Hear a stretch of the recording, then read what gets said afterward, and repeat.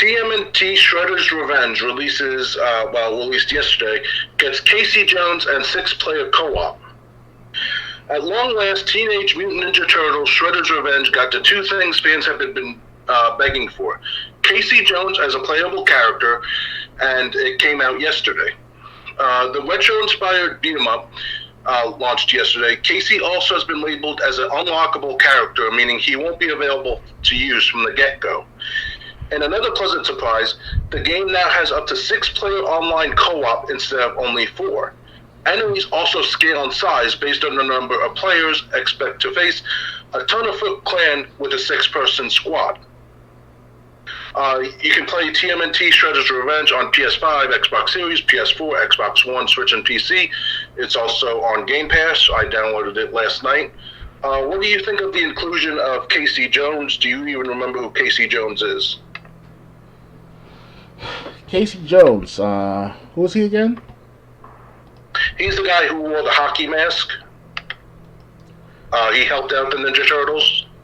I don't remember that. I remember the guy with the cricket bat. Yeah, definitely him. Okay, I remember seeing him in the first TMNT movie of the live action version. He was in the first live action movie. Yeah, okay, I remember him now, but not the actual name until now. So, well, his name, as far as I know, was always Casey Jones, and he was always like an ally of the Turtles.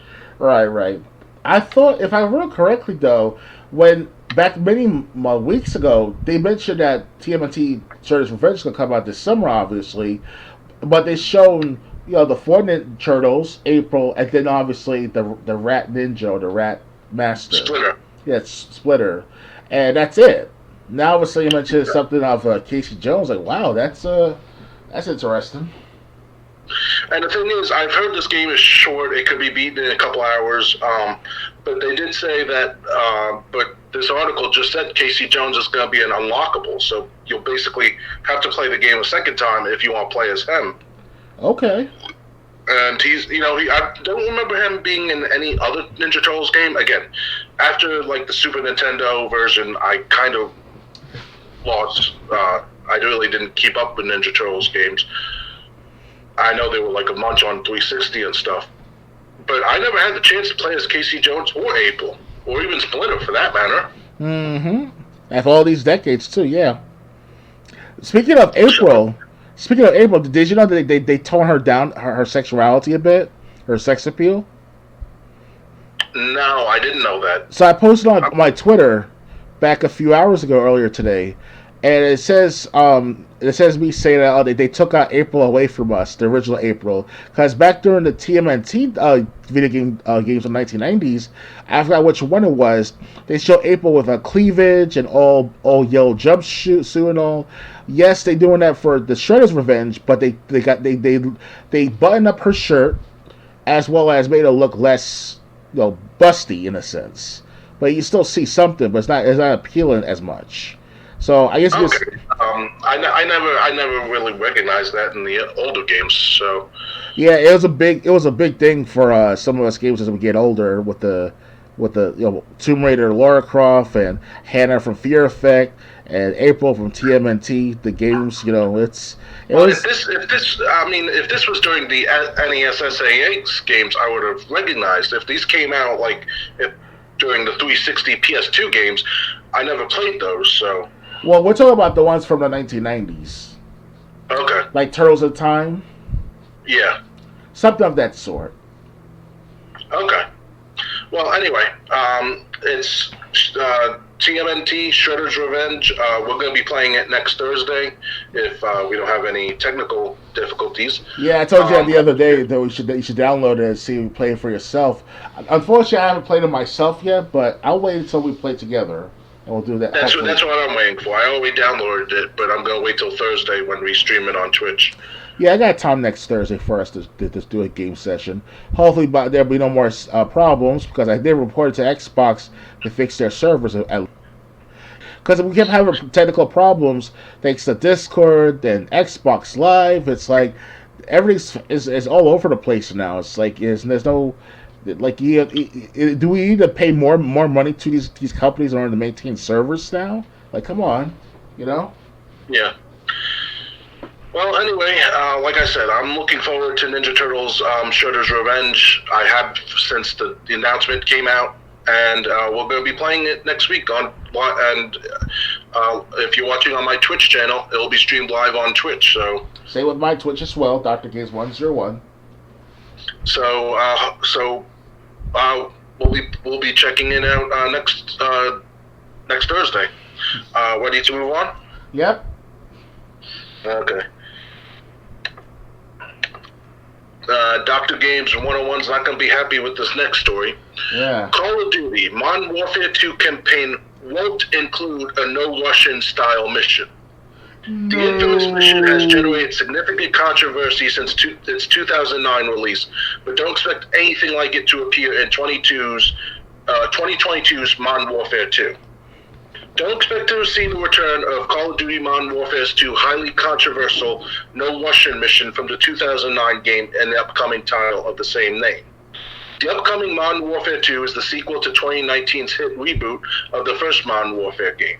It may bear the same name as 2009's game that featured the infamous mission, but Infinity Ward confirmed with GameSpeed that nothing like it will be included in the reboot.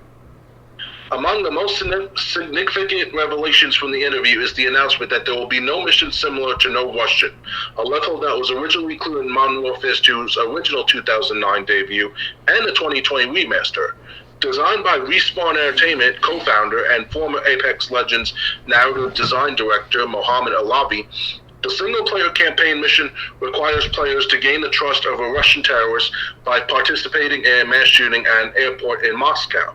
The mission's title comes from directions given to the player character just before the mission begins. Remember, no Russian. This order is meant to remind members of the terrorist cell to maintain their anonymity by not speaking their native language while participating in the shooting. To me, we're very deliberate about what we're putting in. If it feels like if we feel like it serves the story or it serves what we're trying to do, we'll put something in, something that might be more edgy, and Infinity Ward game director Jack O'Hara explained in the interview when asked about the violent mission in the original game. But if we don't, then there's no need to be gratuitous with that kind of thing. There's always a part of it where we want people to think about the story. We don't want them to just be on a ride, essentially. Right now, there's nothing that I would say matches No Russian, though, in terms of what we're trying to do. No Russian is easily one of the, if not the most violent missions in the original Modern Warfare 2 and its remastered edition. But it's worth noting that players can complete the mission without firing a single shot. Players can simply walk through the airport without firing their weapon and wait for the massacre to end. There's also an option to skip the level entirely, and players will not receive a penalty for doing so. Still, those who do choose to participate in the mission will be exposed to a horrific scene. Innocent civilians running for their lives as victims who have been shot, crawled towards cover, often being killed before they can make it to safety. Long trails of blood are smeared across the floor as the screams of the injured echo through the airport's terminal. Bodies lie in piles. It is undeniably hard to watch, really, and for some hard to play. One playtester who had served in the military in real life refused to play the level at all, and this is what prompted developers to add the penalty-free option to skip the mission. Still, many players criticized the mission's intense, gruesome violence, with some arguing that the remaster had in fact made the mission even more traumatizing. Infinity Ward and Activision have revealed a lot about Modern Warfare 2 this week, including what to expect from its campaign. This game won't feature a zombies mode, we'll be covering that next, or much environmental destruction in multiplayer. It's scheduled for release on PS4, PS5, Xbox One, Xbox Series, and PC October 28th. The PC version will be available on Steam, where it'll cost $70. Pre-orders are live now and provide early access to an upcoming open beta. We talked about this 2 weeks ago in the last podcast, where we knew there was a chance a mission like this would be pulled. Now it sounds like this mission has been removed from the game. Yep. Anything to add to that? What's your reaction? Why? Why? You removed No Russian. That was my baby. You know what I'm saying? Well, I have nothing to say about the dramatics. At the same time, it's not like people are being forced to play it. I mean, as long as people could skip it, what was the problem? Yeah, I didn't record it back sometime earlier this year, late last year, of Modern Warfare 2 sample gameplay. And one of those sample gameplays of Modern Warfare 2 was the no rush that I experienced. And I was like, whoa, that's fucked up. And I was like, wow, that's the experience. So, my reactions on record, voice commentary, that is, not video commentary. So, yeah, it's an intense moment at the time. It was considered to be one of the most controversial gaming scenes of all gaming history, of any gamer to see. Yeah, and I remember the news reports about it when it first came out. Yeah, I didn't see the news. I mean, the mission really didn't bother me, and I participated in the shooting. I mean, you really participated in the shit, huh? Yeah, I didn't walk through the level. I felt like I didn't know the story was linear. I felt like if I had just walked through the level, I would have been, I didn't know the story was linear, basically. Right. It was my first time playing the game. I mean, yeah. But Modern Warfare 2 back in 2009, I never got too involved with the Call of Duty series until 2016 with Black Ops 1 and 2. And then by 2016, later on that year, I started playing more of Infinite Warfare when it came out for that year. So ever since when Infinite Warfare had a beta and had all these special events going on for this new game, I started playing Black Ops 1 and 2 again. Or not again, but for the first time in my life of any Call of Duty games. So it's like those are my first 3 Call of Duty games I played. And I thank goodness that I waited months, if not years later, for a decent discount or offer I could buy for a few bucks for the double pack of Black Ops 1 and 2. So other than that, I got the Modern Warfare trilogy sometime earlier this year or late last year, and I've been playing it since on and off. I finished playing it earlier this year, and it was a good experience. You get to come out, go after Makarov throughout the entire 3 Modern Warfare games. It was all right. It was fucked up at the end what happened in Modern Warfare 3, but other than that, they try to make it very edgy or very shocking to the gamer out there, to the average gamer especially. Now, obviously, it's the year 2022 where this SJW is rising up and fighting back or fighting some sort of censorship with our games, from anime games to violent video games like Scorn's coming out this year or next year, as well as the other game. It's called Hell's Gate or something for the PS4, Xbox One. I forgot what's it called. It was something about where you were in hell and you were seeing these Baphomet style demons coming after you with big titties and all, showing off their as a woman's breasts and all. This was shown by PewDiePie many months, if not years ago, back when it was like a pre-release, like sort of like a demo. But they toned it down a lot after the demo came out and made them mature instead of adults. So, other than that, my experience with Call of Duty, Modern Warfare 2 was actually the first one I ever played. Then I played the first Black Ops when it came out, and that was it after the first Black Ops. I have 2, and I think I have Call of Duty Ghost on shelf behind me if I want to play those. But yeah, I'm not. It's a mission. It's a video game. I mean, you really want to talk about disturbing missions? We could talk about the White Phosphorus mission and Spec Ops: The Line. That's also actually that's really disturbing. But it's a video game. Mm-hmm. We use video games just like movies, just like TV shows, just like music, just like books, as an escape from reality. We don't want to start taking things out that might be too offensive for some people, because then it's not really much of an escape. Speaking of taking stuff out. Have you noticed for the last several years, the gaming industry, the anime industry are trying to appeal to the lowest common denominator of the fan base, meaning that they try to expand their audience to a great extent to make it more generic, to make it more plain, to make it more basic, rather than making it over the top, making it overzealous or over abundant, and maybe even extreme at times. They don't do that anymore with the games of today as much. That, to my awareness. So, yeah, it's again, it's these games, video games are like basically an escape. They're an entertainment medium, and that's the way they should be looked at. Yeah. And like I said, honestly, I would have had no problem if they included the no Russian mission, as long as they included the option for people to skip it if they didn't want to play it. Mm-hmm. So, what was, I mean, I don't think they should have removed it, but they made the decision to do so anyway. Ready to move on? I want to say too is that to those that are out there listening in at any given time of this recording, I understand that no Russian is very controversial and all, but we as gamers, we have a right to see what we want to see as far as like what we pay for.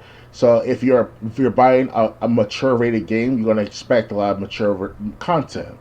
But the parents for how many decades now, especially since when Bully came out, where they protest in the streets in front of these offices, tell them to stop putting out games about hatred and all. I'm like, wait a second, your parents, you have the money, you have the power to buy the games, and you have the nerve to say that you want to take the game out of the market because of your child saw content of it, knowing that you gave him the game person yourself. Get out of here. I mean, if I had a son, if I may say this also, if I had a son, I would give him little by little what I know about certain things going on with the games and stuff. Like I'll stay with him in the same room, be like, hey, make sure you don't do this, make sure you don't do that. It's just a game, That's it. Yeah, maybe if your child's 8 years old, they're still too young to play Doom or Grand Theft Auto. Yeah, these Just kids. maybe. Yeah, these kids on Xbox Live, especially where based on my experience, they're very like hardcore with their tone. They'll call you nigger. No offense to anyone out there. They'll call you a loser. They call you a mom's basement, stuff like that. Like these kids are vicious online. But now as they get older and they see what they hear or what they did to other players, it's gonna come back to haunt them. It sucks because the parents were not there to tell them get the fuck off the Xbox Live with other adults playing, Yeah, and I mean, and the thing is also, it's since you brought up this issue, I'll talk about it briefly. If the parents buy the video game for the kids, it's the parents' fault. Yeah. These because retailers, I even ran into it just because I didn't have an ID at the time. I was waiting for it to come through the mail. I had a little when Red Dead Redemption, the first one, came out. I had my what was it, temporary non-driver's ID card, but that's like a slip of paper. It doesn't have your picture on it. I was waiting for the permanent one to come through the mail to prove that I was of age. And since I didn't have that, I had to go through. It was a struggle to purchase Red Dead Redemption because Red Dead Redemption was rated mature. Even though they knew I was out of high school, I don't know why they had such a problem at first. It's a new policy back then, back in the mid 2000s, after the controversial games came out back in the 90s. So here's what happened with the 1990s. They created ESRB rating where it's supposed to rate the game based on mature, adult, everyone, etc., right? But it was still processing little by little after the fact. Because back in the 90s, we go to Funkoland in over Valley Stream, where we used to go for our games and such. They didn't ask for IDs back then for like mature games like D2 or Mortal Kombat. But after 2005, 2004 or 3, that's when they picked up the ID system. Well, the reason I bring it up is because I was like, well, my college ID worked. Okay. And they're like, are you still in college? I'm like, no, not anymore. They're like, then we can't use your college ID. Well, if I was in college, obviously I'm over the age of 18. Makes sense. Yeah. So, and finally they said if you got some other form of ID, but then you got your temporary driver's ID card to prove you are the name, your name matches the ID, will sell you it. But the thing is, I'm really not mad at that situation because, if you buy a mature game, you're not going to be buying it yourself unless you're 17 or older. If you buy a T-rated game, T for teen, you're not going to walk out with it unless you're 13 or older yourself, or unless you have a parent with you. Mm-hmm. And so it's not these, so if an 8-year-old gets a T-rated game or an M-rated game, they only got it because if they got it from a retailer, they only got it because the parent was with them and said it was okay. My mom is an example of that too. She let me buy whatever I want to buy at one point of Mortal Kombat Super Mario Brothers, and that was it. That was like my first real time playing the games in actual memory. So it's having that been for my mom, I only played Super Mario Brothers that came with the Super Nintendo package. What do you buy this? Because back in the day, they had these packages where you buy for Super Nintendo to buy with the Super Mario game, Super Mario All Stars. So that was pretty good. That was a pretty good deal. And I still have that copy to this day of all of these games as well. So I'm glad. But yeah. It's all on the parents now. And the parents can't just take their rights away from as being parents because eventually the state will be your parent, and that's not a good sign after a while for the society at large. Right. So anyway, that the point I was making is, we got age ratings on these games. Don't tell me retailers are just selling them to people that are underage, because retailers can get fired for that if they are caught. That'd be out of business too. The I've had was them enforcing the ESRB. So it's basically the parent's fault, and if a parent buys their 6-year-old Grand Theft Auto 5, don't come complaining, that the game is too violent. And they wonder why they scream and holler when not playing that game. Like, I want to play the game! Rah, rah, rah. Fuck you, nigger! Rah, rah, rah. I got that for many months with my friend's friend at the time. Let's call him Lego Boss. That kid had a mouth back then. He was like 12, 11 when I first game with him through the Halo and stuff, because my other friend, who was the friend's friend, he's like 19 at the time, not 20 years old. But this kid he was like 11, 12 years old. So it's like, kind of like, dealing with an actual child of your own. I don't know why we're playing with the kid, because I'm like, okay, this is not meant for the kid. And his mother hear the shit in the background, Right. All right. Well, time to move on. Yes, I'm sorry, guys. It's just the fact that, eventually the games are getting worse and worse, and the quality gets in the way. So, But yeah, let's move on. All right. We got more information about Call of Duty Modern Warfare 2. Call of Duty Modern Warfare 2 trailer previews Dark Water campaign mission.